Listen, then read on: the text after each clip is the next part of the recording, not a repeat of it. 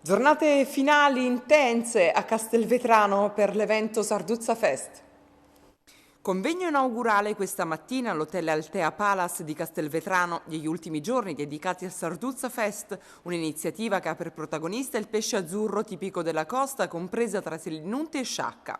Convegni, concorso destinato ai bambini della scuola primaria, seminari di formazione, cooking show con ricette a base di sarduzza e premiazioni.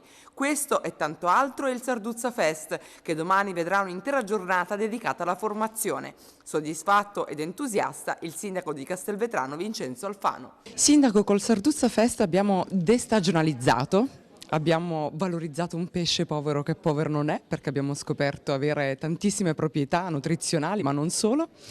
Qual è l'importanza di una manifestazione del genere per la sua città?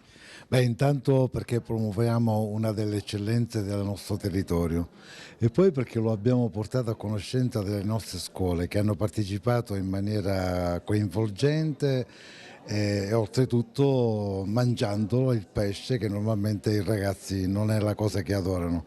Una cosa straordinaria che hanno fatto a scuola, alla scuola alberghiera, è quello di preparare un hamburger di sarde, che ancora non ho avuto modo di provarlo, ma ne sono veramente curioso. Ci sarà anche una pizza gourmet a base di sarde, questa è un'altra novità. Ebbene, la nostra terra è ricchissima e sdoganare anche delle cose semplici che poi fanno della nostra terra, no? Un'eccellenza è importante. Fare rete è importante in questo caso?